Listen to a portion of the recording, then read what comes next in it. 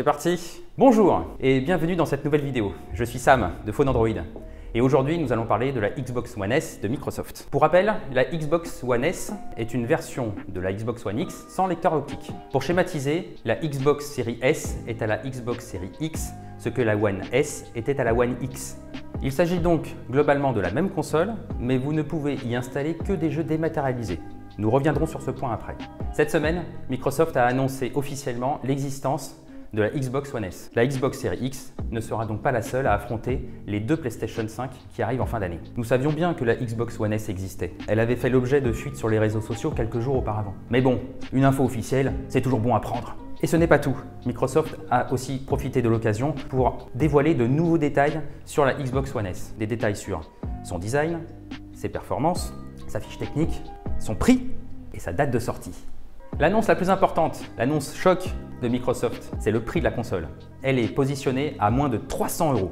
C'est un prix très intéressant, le même prix que la Xbox One S à son lancement. Comparons un peu le prix de la Xbox Series X avec d'autres consoles de la famille Xbox. D'abord avec la One S. Aujourd'hui, vous pouvez acheter une One S 1 Tera à 299 €, c'est-à-dire au même prix que la Xbox One S 1 Tera. Bien sûr, à ce prix, vous n'aurez pas le même pack. La One S 1 Tera est vendue avec 1, 2 ou 3 jeux. Elle est vendue avec une deuxième manette et 3 mois d'abonnement au Xbox Game Pass. La série S, elle, n'en offrira pas autant au démarrage. Allons voir du côté maintenant des Xbox X. La One X est proposée à 499 € en version 1 Tera et la Xbox Series X est attendue également à 499 € quand elle sortira.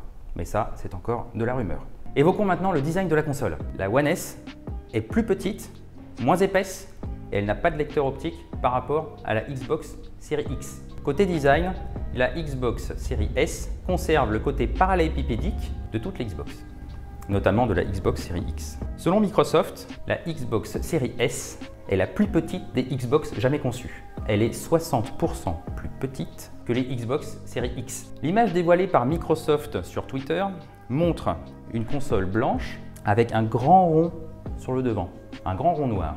Ce rond devrait être une ventilation. La ventilation, c'est très important sur une Xbox, car l'Xbox, historiquement, chauffe beaucoup. Plus l'aération est grande, plus la dissipation de chaleur à l'intérieur sera importante. Nous espérons aussi que le ventilateur, lui aussi, sera beaucoup plus grand, parce que plus un ventilateur est grand, moins il fait de bruit, et habituellement, les Xbox font beaucoup de bruit. Côté fiche technique, la Xbox Series S est légèrement moins bien équipée que la Xbox Series X.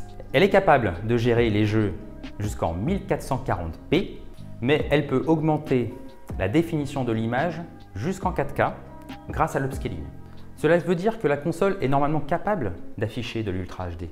Et Microsoft le confirme en disant qu'elle est compatible streaming vidéo 4K. Et c'est important, que ce soit pour les films avec Netflix ou les films que vous allez télécharger ou louer sur les plateformes de VOD. Mais aussi pour les jeux, puisque la console sera compatible avec le service de jeux en streaming de Microsoft, xCloud, qui arrivera en France le 15 septembre prochain. La console est compatible avec un taux de rafraîchissement de l'image à 120 Hz, mais la Xbox Series S sera capable d'adapter ce taux de rafraîchissement en fonction du contenu. Pour un film par exemple, inutile d'aller jusqu'à 120 images par seconde. Bien sûr, elle gère le ray tracing, une technologie qui permet de gérer des reflets de façon très naturelle, une technologie qui sera de plus en plus importante dans le jeu vidéo et qui sera même quasiment indispensable. Le ray tracing, ça commence à arriver, c'est géré par toutes les démos techniques, donc c'est vraiment très important. Microsoft n'a pas précisé la nature exacte du CPU ou du GPU de la console, mais les dernières fuites évoquent un processeur quasiment identique à celui de la Xbox Series X.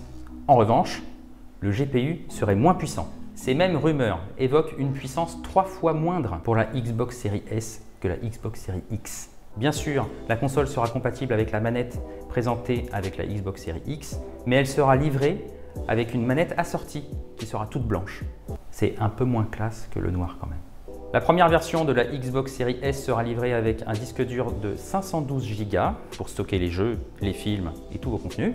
Il s'agit d'un disque dur au format SSD, promesse de latence très faible et de chargement très court.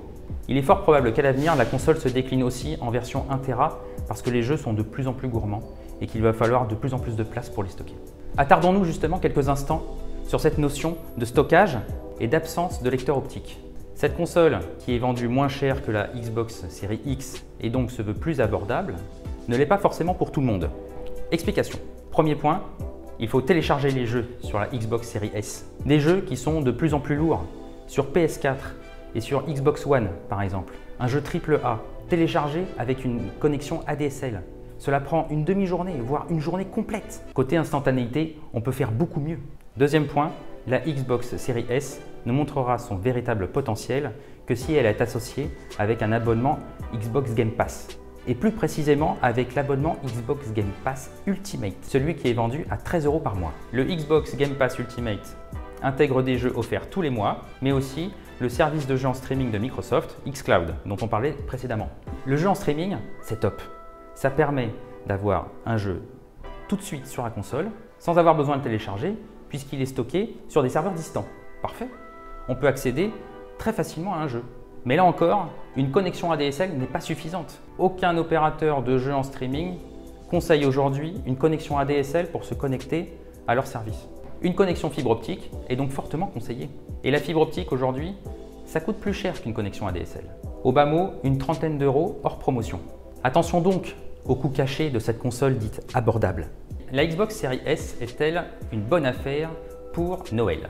La Xbox Series S s'adresse à ceux qui ont un petit budget, ont envie d'une nouvelle console et qui ont une connexion fibre optique. C'est une console qui n'est pas chère pour une console nouvelle génération. Est-ce que moi je la voudrais?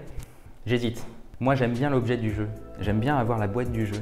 J'en ai des jeux en dématérialisé, j'en ai téléchargé quelques-uns sur la marketplace de la Xbox ou sur le PSN. Si on n'a plus la boîte du jeu, il n'y a plus le plaisir du coffret, le plaisir de l'ouvrir, le plaisir du petit livret à l'intérieur, les goodies, etc. Moi, je suis un fan du jeu vidéo objet, les petites figurines, les séries limitées, des jeux, etc. Ça j'aime bien. Cette console rend cette partie du jeu vidéo un peu inutile. Voilà. Comme la PlayStation 5 Digital Edition qui sortira, c'est exactement la même chose. Moi c'est vrai que j'ai préféré prendre une Xbox One X parce que j'aime bien aller à Micromania, choper mes jeux. J'aime bien aussi acheter mes jeux en occasion. Le jeu vidéo d'occasion est en train de s'écrouler parce qu'il y a une virtualisation, une digitalisation de tout l'univers vidéoludique. Elle n'offre pas toute l'expérience du jeu vidéo tel que moi je l'ai connu depuis toujours, qui est voilà, le plaisir d'aller acheter le jeu, de le ramener à la maison, de le déballer, même si c'est un jeu d'occasion finalement. C'est important aussi d'avoir ce rapport un petit peu, ce contact physique avec le support. Bon, avant il y avait des cartouches, on l'enfonçait dans la console, on soufflait dedans. Bon, c'était fun. Aujourd'hui, c'est vrai qu'on pourrait dire que c'est un peu du jeu vidéo aseptisé un peu. Sortie de la Xbox Series S le 10 novembre 2020. Cette date circulait depuis quelques jours sur les réseaux sociaux. Ce n'est donc pas une surprise.